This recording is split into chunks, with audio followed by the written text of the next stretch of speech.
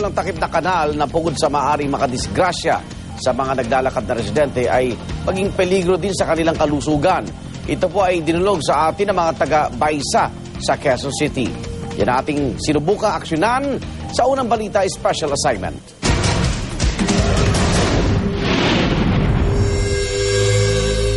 Tatlong kanal sa Baisa sa Quezon City pinangangambahan ng mga residente sa posibleng disgrasyang idulot nito. Sa mga larawang ipinadala ng News Cooper na si Marites, hindi niya tunay na pangalan, makikitang walang takip ang tatlong kanal. May kalaliman din ang mga ito na kapag hindi nakita ng dumaraan ay maaaring mahulog sila sa loob. Bukod sa disgrasya, ang isa sa tatlong kanal, banta rin daw sa kalusugan ng mga residente. Paano naman kasi barado ang kanal at umaabaw pa ang mabahong tubig doon? Kwento pa ni Marites, madalas daw pinagtatapunan ang kanal ng kaning baboy. May mga bata na galing sa school, kasi may school dito sa likod namin dito sila dumaraan. Natatakot kaming dumaan sa side na to dahil dyan. So, nag-iingat kami talaga. Ayaw naman natin na meron pang mahulog talaga o madisgrasya para lang magawa nila ng paraan. Dahil dito agad nagtungo ang aming news team sa Quezon City Engineering Department. Ayon kay City Engineer Joselito Cabungcal, nagawan na raw nila ng remedyo ang nirereklamong kanal noong November 12. Pero nangako sila sa amin na bibigyan ito ng pangmatagalang solusyon.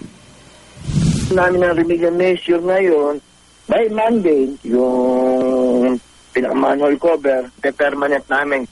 2 araw matapos ang itinakdang araw ng pagsaayos ng kanal, muli namin itong binalikan. At ito na tumambad sa amin. Ang isa sa tatlong kanal, iniangat lamang ang takip habang nilagyan ito ng malaking tipak ng bato para hindi ito mahulog.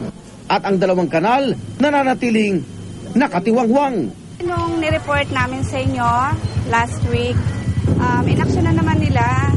Kaya lang, hindi naman kami satisfied kasi ganito lang ginawa nila. Nilagyan na lang nila sa ibabaw ng takip.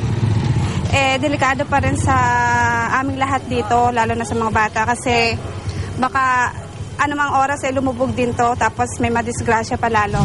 Muli kaming nanawagan sa pamunuan ng Quezon City Engineering Department na mabigyan naman ng pangmatagalang solusyon ng problema ng mga taga-Baisa, Quezon City. At umasa kayo na patuloy na tututukan ng GMA News ang reklamong idinulog nyo sa amin hanggang sa ito ay magkaroon ng solusyon. Hangad namin di lamang maging una sa balita, kundi pati maging una rin po sa solusyon. Kung may problema kayo sa komunidad na nais yung bigyan ng solusyon, maaari po kayo mag-email sa unang hirit o di kayo mag-post sa aming Facebook page.